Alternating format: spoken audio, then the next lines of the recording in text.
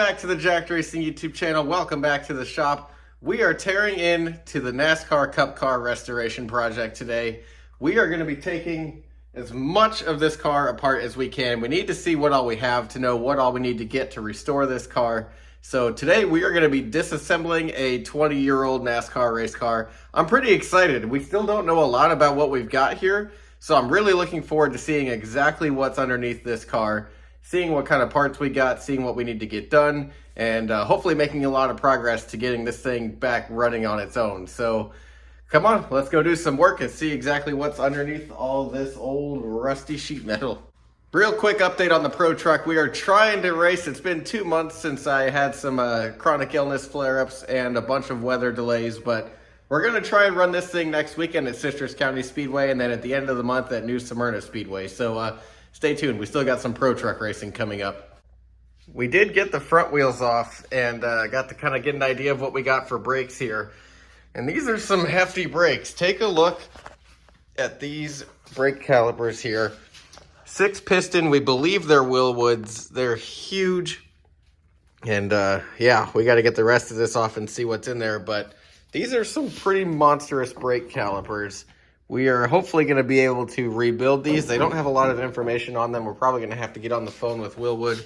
All we found here was a part number, but that was pretty much enough to help us out figuring out what we have. So we're going to take the rear tires off now and see if we have matching calipers on the back. Hopefully it's all Willwood, so we can just maybe get some rebuild kits or have them rebuild them. I'm not sure 100% what we're going to do yet, but at least knowing what we have, we can get a plan together to get things put back together. All right, taking the back tire off the side.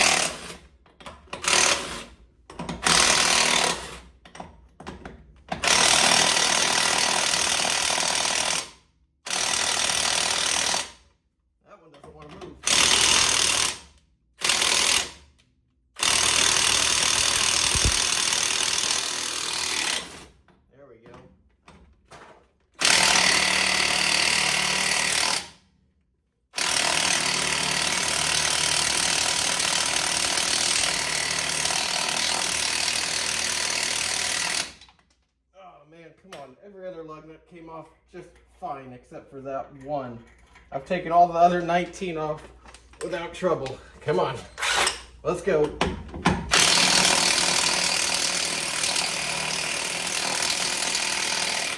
There we go.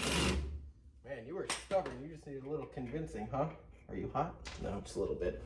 Okay, there we go. Perfect. We got Willwoods on the rear too. Now we know that we got Willwoods front and back. That is super helpful. Wow, there's a lot of interesting stuff I've never seen in here. Whoa, let's take a look at that. So now that we've seen that we have Willwood brakes, take a look at some of the other interesting finds I just made on the car. So they actually had a rear differential fluid cooling system on this car. That belt runs off the third member there, runs into that pump. That line then goes up into the inside there, which if we take a look, you can see there's a cooler right here that it ran through, which was cooled by air through the window here. Once it came through that little cooler there, it ran back into a line and was dumped back into the third member right there. So as they were, spinning the crap out of these third members, they were cooling the fluid the whole time. I actually didn't know these cars had that. That's super cool. Very interesting find there. It's a 3-link setup. You can see these bars here are insanely long. So you got the 2 arms coming from the front, and then we've got a panhard bar back here. If you ever hear about them making track bar and wedge adjustments, that's what these are. I'll show you on the other side here. You can actually see that they had a threaded rod that would come down and be able to adjust that panhard bar right there. You can see that. And we've also got the spring jacks just like our Pro Truck has, but they could take the adjustments through these holes right there on the pit stop. So if you ever wondered what a track bar and wedge adjustment is, that's what it is right there. Taking a look at the fuel cell here, it's definitely dirty. We're gonna replace this all anyways. We just don't know what's in that fuel cell or what it's been through. So fuel systems are nothing to mess around, and we're gonna take that out, replace it. You can see we still have all the original fueling system in here from when it was a race car. That's a hefty fuel line too. I wonder what kind of pressure they were running on that. Rear end vent right there. And yeah, some extra goodies. I know this car was displayed at Fun Spot, but I just found this in the back here. I wonder if I can still get on the rides with that. I actually found a date on the rear caliper here. Take a look at that. Left-hand caliper, March 9th, 1999. I wonder if that has something to do with the last time this car was raced in the Cup Series. Definitely gonna have to look into that here. Wait, there's something else here as I'm filming this. 1 1/8. Interesting, I don't know what that means either. Definitely gonna have to keep taking this apart and seeing if we can find anything else on it, but that might be a good clue when the last time this car was raced.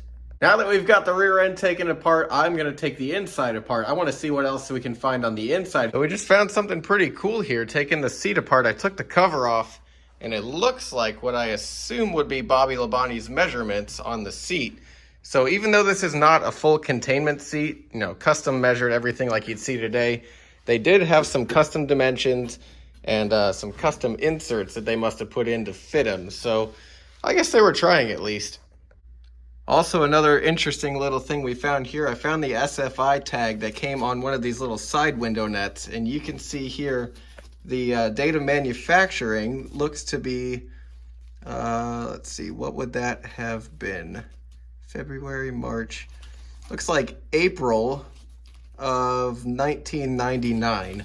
So another piece we found that has a 99 manufacturer date on it. Very interesting. And we've got one more piece taken apart here. This one fought me for a long time, but I got the caliper off here. You can see it's a 4-piston Willwood. I got the part number off of it so I can do some research. And yeah, this Florida sun is killing me, so I think this is gonna be about the end of this video. We're still trying to figure out what to do for an engine and transmission. We're definitely gonna keep it a stick shift, but as far as the motor goes, we're not 100% sure. We're gonna put a small block in it. We know that, small block Chevy. It's probably just gonna be different from the race motor that they used to have. Probably something a little more reliable, streetable, not $20,000 a bolt kind of deal. We're gonna probably have to custom fab motor mounts because there's really nothing in there right now. We might try and get a motor plate to work with those right there. We'll just have to do a little bit of research and see what we come up with, but we got plenty of time for that because obviously we got a lot more to do until we're ready for a motor.